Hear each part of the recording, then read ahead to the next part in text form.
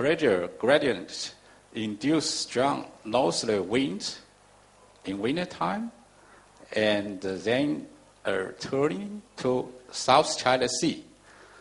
And associated with the northerly wind, frequently there is a cold air onset. We call it cold surges. Actually, this whole system we call the East Asia wind monsoon circulation. Also, I want to mention that with this cold air activity, there will enhance the tropic convection, so they can have a strong impact on the rainfall or precipitation of tropic regions, which may also occur in Thailand. So, previous studies, they mostly focus on the winter monsoon surge, which is a weather activity.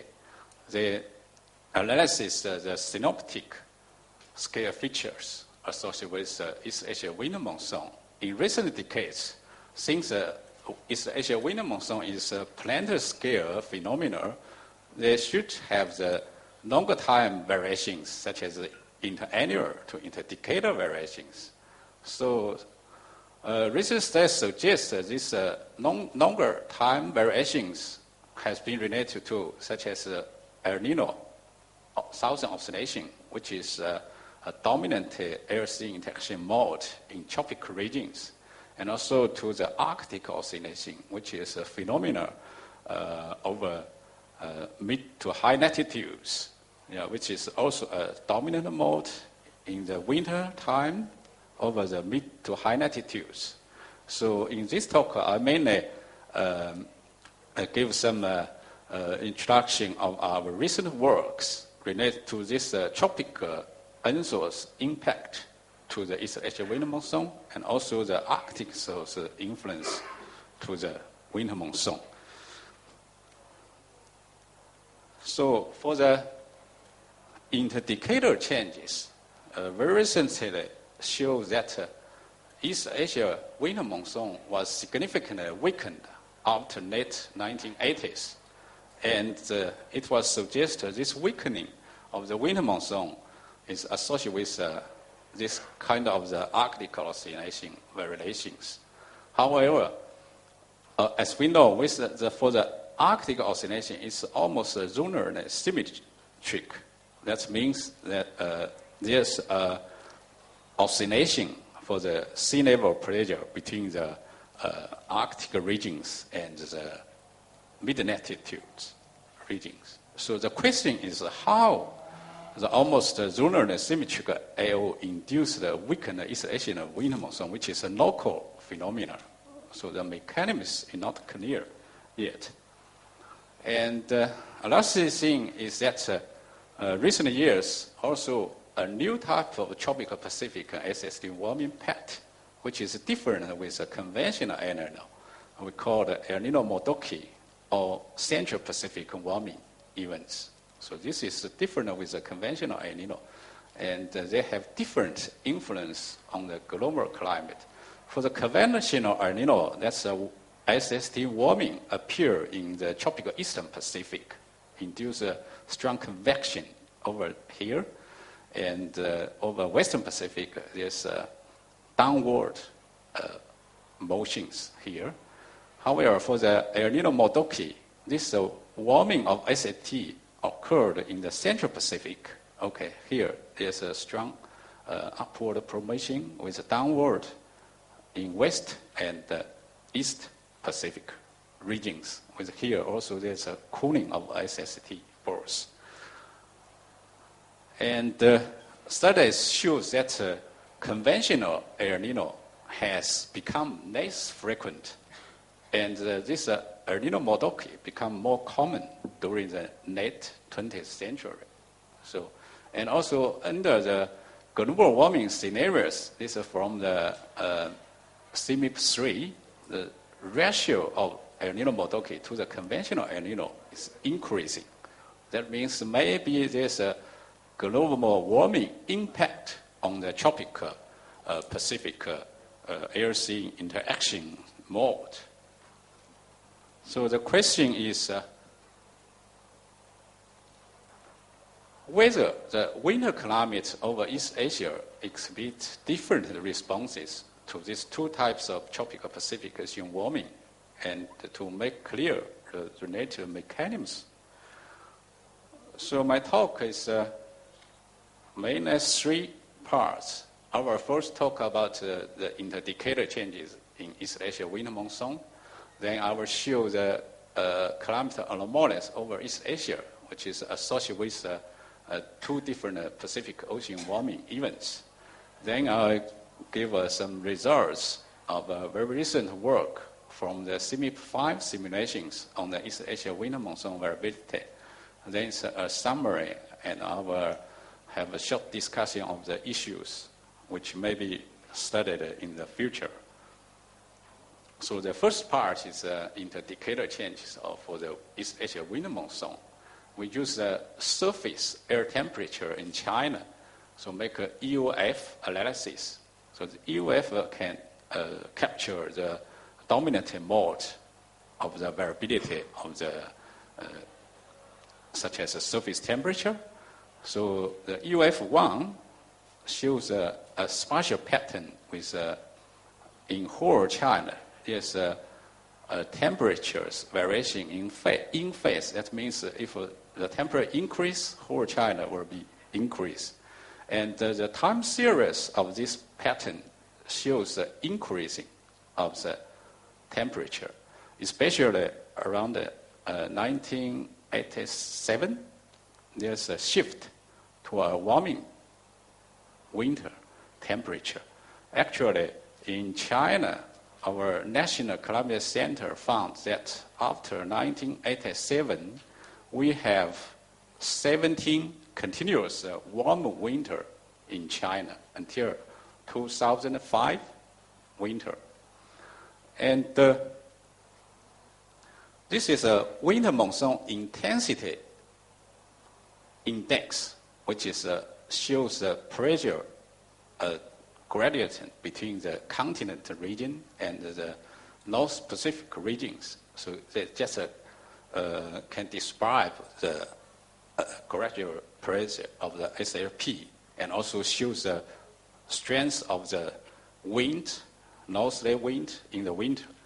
So you can find from different data sets, such as ERF40 analysis and NCEP, both shows a significant decrease of the winter monsoon intensity around the 1987, which is consistent with the surface temperature variations in China. And these are cold surges frequencies in China, so also have a significant decrease. So before this year, its average is 17 cold air activities. However, after that, it's only 13 this cold air events. And then we make a composite. This shows before this year, so this is from 1976 to 1987, and this shows a net period after 1987. We can find that the big differences in such as a Siberian high and Aleutian low. This is for the sea level pressure, and this is a temperature from the analysis. Surface temperature, surface air temperature for 2 meters high. So for the later period, both Siberian high and Aleutian low is weakened because there's a negative anomaly here, there's a positive. So this low and high both weakened. Then this SSP gradient will decrease. The north wind will weaken. Then there's a warming over East Asia, which causes a significant weakening of the East Asia winter monsoon. And we also found that this weakening may be associated with wave activity. Okay, this here shows wave number 2 for the northern hemisphere of the SLP. And if you capture the climate knowledge, such as this the first period and this second period, for the wave number 2, there's you got 2 highs over continent, 2 lows over ocean area. So this corresponding to Siberian high, and this one corresponding to Canadian high in the winter time. And here is Aleutian low and the Iceland low, so both. But if you use the net period minus the first period, you find that all these semi-permanent systems in the winter time, they are weakened. That means the wave activity is weakened. So you find there's a weakened Siberian high and a weakened Aleutian low, then it may reduce the winter monsoon.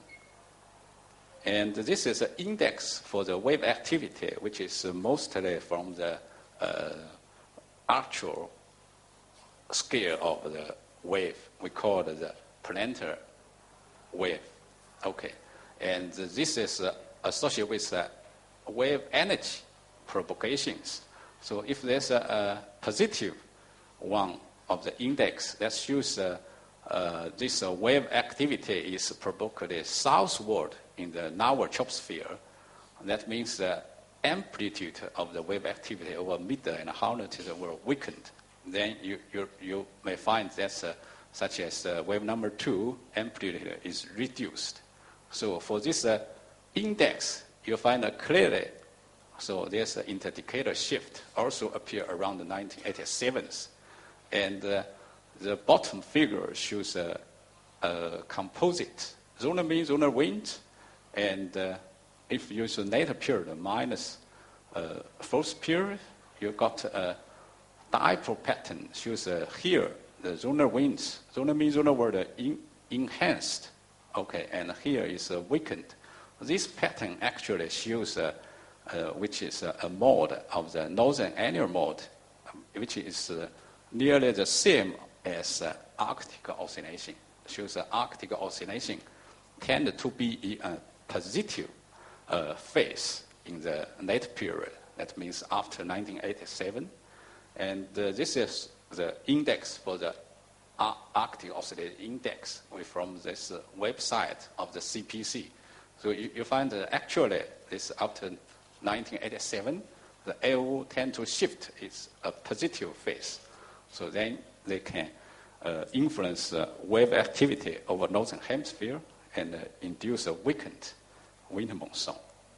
And I also noticed that a recent study by Japanese scientists suggests this indicator changes of winter monsoon may have a significant impact on the Southeast Asia, which is we call CDD, which is a consecutive dry days. Okay, all this CDD shows nearly increase. The blue is an increase. So because the winter monsoon is weakened, then the cold air may not frequently attacks these regions, then induce the rainfall were weakened over these regions. So the second part, I will shift to the tropical impact from the different kind of the Pacific Ocean warming events. And we use the index of the Nino 3 to describe the conventional El Nino, and the index to describe El Nino Modoki, which is adopted from Ashok in 2007. And these two index generally captures where the variability of the conventional El Nino and the El Nino Modoki. So for conventional El Nino, you find the warming of SAT mostly appear in tropical Eastern Pacific with cooling over Western Pacific. Also, there's a strong warming over Indian Ocean because this conventional El Nino has a strong impact to the SST over Indian Ocean. However, for El Nino Modoki, you find the warming mostly confined in tropical Central Pacific with cooling both in tropical Western and Eastern Pacific oceans. And this is a rainfall anomaly associated with the conventional El Nino and the El Nino Modoki. There's also significant differences. Okay, there's a rain band appear in south